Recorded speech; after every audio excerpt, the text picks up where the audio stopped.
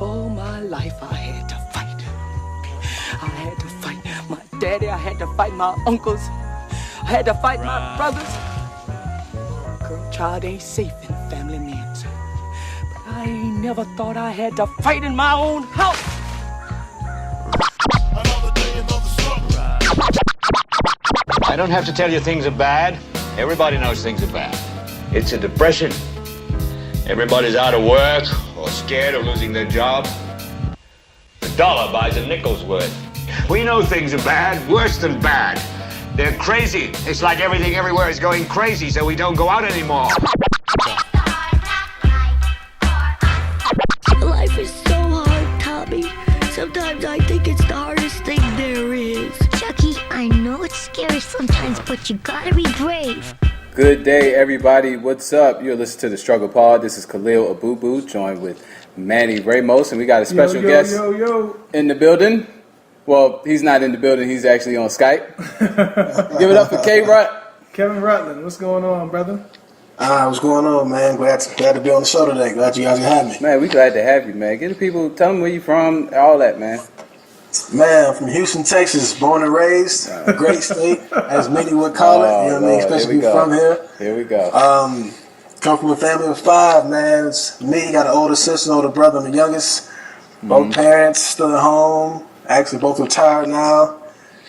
And that's me, man. That's me in a nutshell. All right. So, right now, you play for the Kansas City Chiefs, correct? Yes, indeed. I signed with the Chiefs back in January of this year. I got the Yeah. One time for the Kansas City Royals. I'm gonna try to catch a Royals game soon, man. That's what's up, man. That's what's up. Yeah. So, explain to us a little bit about the struggle of making it in the NFL, man. Like we had Marcus Harris Soup on last week. You know Soup. It's a little bit of a different journey because you was actually on a squad for 3 years, right? Yeah, I was down in Jacksonville, man, for 3 years, man. But even still, Soup and my story are kind of similar. We both came out of school, man. Matter of fact, came out the same year. We were both undrafted, you know what I mean? And just kind of had to kind of kick the door down, as some would say. It wasn't just like, hey, you're drafted here, you're on this team. Now you kind of come in and fit in. It's like, no, you got to come knock a couple of doors down before you fit in. And even still, like, you got to keep proving yourself every year, every day. As a matter of fact, is what I've heard some coaches even tell me, like, yo, you're auditioning every day you're out here. And that's kind of what it's been for me, man. It hasn't been a free ride, but even still, I'm not complaining. You know what I mean? I'm blessed. It's this experience, just my 3 years in Jacksonville, my small stint here so far has just been a learning experience, man, and I'm grateful, man. Yeah, man. I actually heard Coach Ivy talk to me one time during the camp, and he was saying how, like, you know, Jeremy and Sean's career are so big, but, like, he was like, you're going to be the dude to have, like, a 16-year career because, like, your body's not getting, you know, mangled and, you know what I mean? So what's that struggle like? Like, just not having, like, you know what I mean? Like, you don't have to get hit all the time. You do play DB, so you're not in on every play. I mean, my position alone, it isn't as much contact as some would say, like, you know, a linebacker may have or somebody on D-line or O-line. But even with that, man, with not kind of being the main guy, you do a lot of dirty work, man, but still you can preserve your body, you know what I mean? Yeah. And as business as your body is like your investment, so you got to take care of it and whatnot. But even still, like, I'm not always in the mix. You know what I mean? I pray to God one day I am that guy who's always in the mix. But for now, man, I'm blessed to be able to be here and to be in a position where I can keep my health. You know what I mean? Because even like my best friend, like you said, Jeremy and Spoon, they've had many injuries, man, and that just comes with the territory. When you're in that position, you know you're always around the ball and whatnot. Things tend to happen, whether it's injuries or just freak accidents.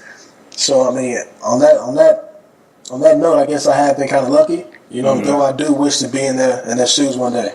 Sure. Okay. Now, when I met this guy, we was in Playhouse in Hollywood, and he had this beautiful young lady on his arm. You know what I'm saying? And for some reason, who was there that night? Big Sean. Big Sean, Flow Flow Rider was one of K. Rut's favorites. And there was somebody else out there. I know Jermaine Dupri was DJ. Yeah. And J. Cole was in the building. And J. Cole was there. Yeah. Now it was a star-studded event. Exactly. And we had K. Rutt in the building. So we had Spoon in there looking like somebody from like a 90s R&B band. No, we had Spoon in there looking like Eddie Winslow from Family Matters. Straight up, he was, man. That was a good night, man. It was good to be out there in LA, meeting my guys, you know what I mean, for the first time, and catching up with my dog Manny, for sure. Even though Jermaine Dupri was pushing his own tunes a little too much for me. I think even that night, man, he played Welcome to Atlanta. He did. He did. Came out in like 2000. Real quick though, we got to compare him to Nick Cannon DJing. Who pushed more tunes of his own? Come on, Pajama Pants, son. I told Khaliel about Pajama Pants. Remember how hype he was in One Oak? Bro, Nick Cannon was tripping.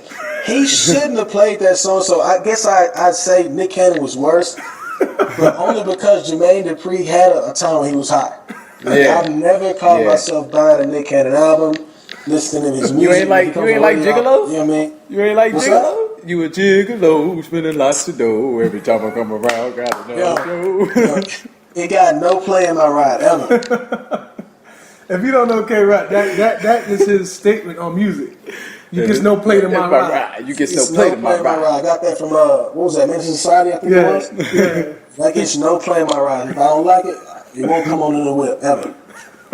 What you bumping before a game? What get you in the zone? Oh, man. I sometimes I just go with the mood, man. I like to start it off like before I even get to the stadium. I like on my ride to the stadium, I throw in gospel, like kind of calm me down, so I'm not too like the whole time. When I get to the stadium, I can walk on the field. You Mary in there? Or you? Nah, man. You never could have made it. No, man, I throw some Marvin Sapp on there. You know what I mean? But some Smokey Norfolk, man, some J Moss, Yolanda Adams every night I throw in there. It just depends on how I'm feeling, and then I go from there. That's when I start to kind of crank things up a little bit. Throwing a little Meek every now and then, some J. Cole, some MMG here and there. All right. No Slim Thugger? Kind of all the greats. No Slim Thugger? You ain't Slim Thugger? You ain't Mike Jones in that? I'm always loyal to the family. I'm loyal to the town, man. So Slim Thug will be played regardless. That's anytime Slim Thug, Powwow, Khaliel, Mike Jones. I can go on for day zero. Scarface, I think you pretty much done after that. Yeah, you named everybody. That was it. Yo, I wanted to I always like to tell you how I first met people. I remember the first time I met K. Rut. You seen Poetic Justice, right? Yeah. So you know Joe Torre's character, Chicago, right? K. Rut was brushing his hair like he was Chicago. I can see that. He had the waves blowing, and I'm like, he don't know what to think of me. I don't know what to think of him. We both heard good stories about each other, but we didn't know. Right. So we didn't really talk at first. We just shook hands, said what's up. And and Jeremy's house, it's like that. Like you'll meet somebody and you won't know how to take it. Like 'cause Jeremy's really for him to be the quietest one out of all of us, he's the one who meshes a whole bunch of worlds together. That's how we know Chris. That's how we know each other. Like his 'cause he does a football camp that we've been a part of. So what I'm getting back to is this dude that night, by the end of the night, he had me in tears. That's how funny this guy is. K. Rut is the funniest. Tell him about Versace, bro. Tell him the struggle of Versace. The first time you met Versace. The old white dude, the top dog, Versace. Oh no, yo, this man was in the club. So it's like a little part of the club where they only let women up there. He's the only man I've ever seen go up there, and he'll be in there hitting a back bend so deep. You would swear to God, like a limbo match going on right on the dance floor. He's below everything, his cups from the ground. He's lower than the cups. Man. I'm talking about, and he's got the slick back hair, like a little sunroof, but it's still slick back wherever he does have hair. Hold the drink never spills. Even during his limbos, little thing, the drink never drops, man. But it was definitely classic. Yo, man, and the funny thing about that, Khaliel, is this dude does this every night the club's open. And the man's in his 60s, maybe 70s. Damn. Me and K. Rut, I can tell you one thing about this dude, about everybody that we kind of, it's the humility of it. What do you feel about the struggle with humility and coming into money and stuff like that? I know you're from a big city, so you got any friends who be like, oh, you changed or whatever? The struggle of that? Not so much, man. I've been fortunate to have friends who kind of know the fine line between changing and experiencing different things. Crazy thing, my mom ran into a guy from back at home who even still, like, we weren't even the closest of friends back home. We played ball together, but I went to a huge high school, so we didn't know everybody that well. But even him talking to my mom, he was like, it's crazy that, your son never changed. And I mean, I still go home. I mean, though my parents have moved from that side of town, when I get a chance, I try to go back over there and kick it with. I got most of my friends are back home and still living where I grew up and whatnot. So it's just, but I mean, there are some guys who won't understand.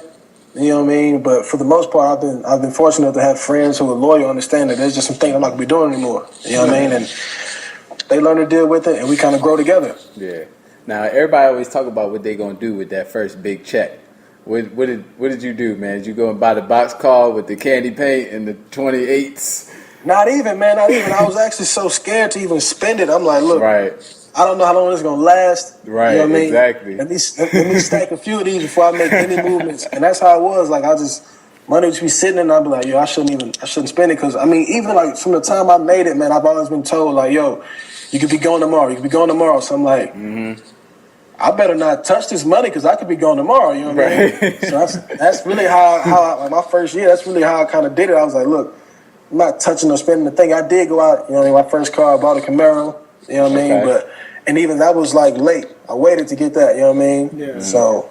And that's still fairly modest. I mean, that's not like not like you went out and bought a Benz. You know what I mean? Like you bought a dream car. Oh no. Yeah. I bought the Camaro and the Camaro was used. Okay, dope. Oh shit. Yeah, I wasn't going out there buying a brand new car. I got the Camaro. I think it had like 4,000 miles when I bought it for like 34, something like that. When it's worth like 40 something. So like even still, I wasn't like I'm not going out there spending all this money on a vehicle like that. K-Rod food. You got expensive taste. The clothes. Oh yeah, don't let me downplay it now. I know, but that was when I first got in. Right. Some things have changed. You know what I mean, some things have changed.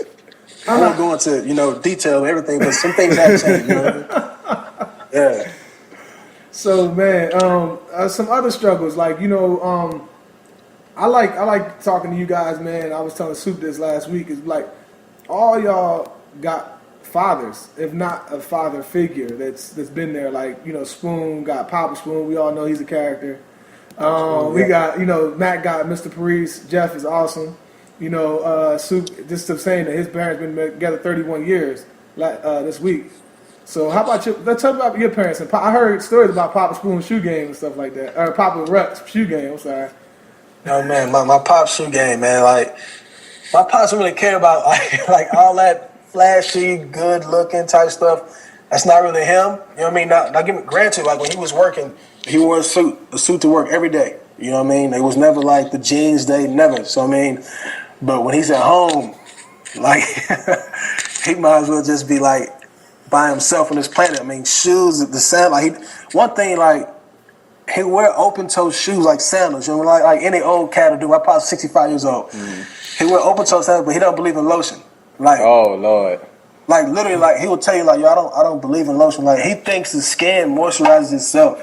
And he'll say that. He'll say that to you right now. He'll be like, yo, Dad, use some lotion today. I don't need no lotion, man. Just watch later on, it go away, and it never goes away. So never goes. So my friends first met my dad. He came to one of the Mizzou games. He got the sandals on. Maybe some shorts and a Mizzou shirt, and his toes was just ashy. You know what I mean? Yeah. And the shoes are beat up, but he don't really. If it's not a suit, his shoes game is gonna be bad. Like he wears on like a regular day basis, like the referee shoes. The ones that are real shiny. Like if you hooping, so he'll have something like that on. Like never name brand kicks unless it's with a suit, man. That's how he is. But my parents, man, just made. What's today's date? Today's 5th. I think like May 20th. My folks made like 37 years, I think. 37, 38. They probably killed me if I called them on the anniversary. I was like, yo, happy anniversary. Yeah. But I didn't put a day on it because I didn't know what number it was. You ain't got to remember the number. All you got to do is just remember the day. That's why birthdays, anniversaries, all that. All you got to do is remember the day. You ain't got to remember how old they are, how long they've been together. Like, nah, so I remember the day. Yeah. You're welcome. Enjoy it. But the struggle of that is like, let's say you do that to your girl. What happens then? she not gonna be too happy unless you underball it. Unless you like, yo, happy 25th. Yeah, right. Like 42. Yeah. Hopefully, but if you mess that up, like, oh, babe, you 31 today, right? She like, no, I'm 28. Oh, well, my bad. You know what I mean? Happy birthday anyway. You don't look a day over 40, girl. You better go on with your bad self. Yeah. You throw a quick compliment like that and try to hope you in good graces then. Oh man, he had like their college experience is a little funnier than Soup's. Like I went to Columbia. Okay. And like Columbia is kind of underrated. Like I'm being serious. Like it's just like because you know what, like they have really good athletics in more than one sport. And like top, upper tier. So like, what was that like though? Going to a D1 school, like outside of Texas too, mind you. You did like the big no. Cause I'm pretty sure you had Texas schools looking at you. I had a couple of them, but the Texas schools that were looking at me weren't the ones I wanted to attend. It wasn't UT. Okay. You know what I mean? It wasn't A&M. So it's like if you're not going to one of those two, you might as well leave the state. You know what I mean? So it's kind of like the way sometimes I joke about it is like Mizzou gets all the kids from Texas that didn't get off about Texas and A&M. Simple as that. You know what I mean? So if somebody flies on the radar, come to Mizzou, or maybe sometimes Oklahoma State, but we don't deal with those guys, you know what I mean? Like I remember, quick story, man, we played UT in Austin. You know what I mean? They beat us like 55 to like 14. They were stacked that year. And Mac Brown cut up the spoon after the game. He was like, look, man, I'm not really sure how we let you get out of the state, but that's on me. He said, I try not to let that happen. You know what I mean? Like, so it was like a moral victory behind that blow we just took. You know what I mean? It was like, yo, you guys are playing. You know you're from the state. We let you go somehow. Keep doing your thing, but you know what I mean? Take that L and go home. You know what I mean? That's how it was. So, Khaliel, we kind of talked a little bit before. We're going to have some fun with the struggle today. Like, we talked some serious stuff. We got into your life. So we want to talk about the struggle of little things. Like, just stuff that come to my mind. Like, you're a dark-skinned brother. What's the struggle of dark-skinned, light-skinned beef? Like, what's that struggle like? I mean, for me, it is no struggle between those two. Wow. So dark-skinned reigns supreme? There are some guys who may really be able to identify with the light-skinned, dark-skinned struggles. You might, man, you know what? It's like a cardinal sin, but I've heard some dark-skinned guys say things like, man, if I was light-skinned, she might have done this. So, I'm like, what? If you were light-skinned, yo, you might as well not even be in my company. Yeah. If you're not comfortable with how you were made and how you look now, if you can't make it work, whether you had to even think that you're dark-skinned and that's type of disadvantage, you can't be around me. You know what I mean? And that's just what it is. So I don't even like the term to say, oh, he's a good looking dark skinned brother. Like, no, I'm just good looking. That's it. You know what I mean? But so I have never had a personal problem with the light skinned, dark skinned beef. I hang with light skinned cats. I hang with dark skinned dudes, and we all move in the same likeness, and we've never had a problem with anything like that. All right. I feel like I'm a nice little caramel. It ain't picking up too well on the camera right now, but I'm a nice little caramel. So, right there in the middle, just smooth. Yeah. I mean, who don't like caramel? You know what I'm saying? It go good. I mean, the way everything. I see it, I accept y'all as us. You know what I mean? Like I don't pass them off. Caramel comes smooth with chocolate and vanilla. You know what I'm saying? So it's like. So that thing gonna mix in. We go with the swirl. You know what I'm saying? So how about you? What you feel like you want to ask? Like, what type of struggle you have in everyday life, Khaliel, that you might want to get K. Rut's opinions on? What struggle do I have every day? Just something. Oh man, I don't know. All right, well, I got some more for you. The struggle of like people thinking that like it's just all about groupies, you know what I mean? Like in your life, like they just think like you walk out, you wear a football jersey. It's just like it's that easy. Especially because you wear helmets. Like, let's be real. Yeah, football ain't a face sport though. Yeah, so that's what I'm saying. But people still think that though. Like, no, you're exactly right, man. It's crazy because what was that on the it was a 30 for 30. It was like the whole rich broke going for broke type thing. Yeah. It was a lady on there. She said she was like, football players struggle from the helmet effect, which means when they leave the stadium and whatnot, and they go to the bars, they go to the clubs, that they're the ones who are spending the most money just to get people to notice them because they don't know how they look. Like those are the cats they're on the microphone. Oh, such and such is in town tonight. Just so people will know. Because if you see him walking down the street, you wouldn't know who he was from from your average Joe. Yeah. You know what I mean? But it's not all like that, man. Especially given the two cities that I've been in. Like my first years in Jacksonville, man. I mean, like there were times we had to wait in lines. And I'm thinking, my God, like it was better treatment than this in Columbia, like Missouri. You know what I mean? Like I went from being like Mizzou, like, oh, well, you might get, footballs on the pedestal in Mizzou. But I went from there to the NFL. I'm thinking they're about to be even more crazy. And it was like a step down. Yeah. And I'm not gonna lie, I was a little disappointed, you know what I mean? But I've never had any perks per se, like in Jacksonville, it wasn't like that. I got my first perk, matter of fact, in Kansas City today. Mm-hmm. I'm driving to the stadium this morning, and I guess it's like a van is in like the lane next to me. And I'm trying to speed up and get over because it's an 18-wheeler in front of me. I'm like, golly, what's going on? He won't let me in. He keeps on scooting, like, speed up when I speed up. So I finally smashed on the gas, jumped in front of him. Turns out it was an unmarked cop. I'm like racing this unmarked cop on the highway this morning. So I pull over, and he's like, yeah, what are you doing? You in a rush? I'm like, yeah, I'm trying to get to work. He's like, where you work? I was like, I work with the Chiefs. He's like, you play for him? I was like, yeah. And he hands me back my license and whatnot. He was like, I'm a big-time Chiefs fan, man. Go to work. And I was like, oh, okay, things are turning around, because I've gotten a few tickets in Jacksonville, and I don't care if you play for the Jags or not. It's like, you're getting this ticket now, you're going about your way.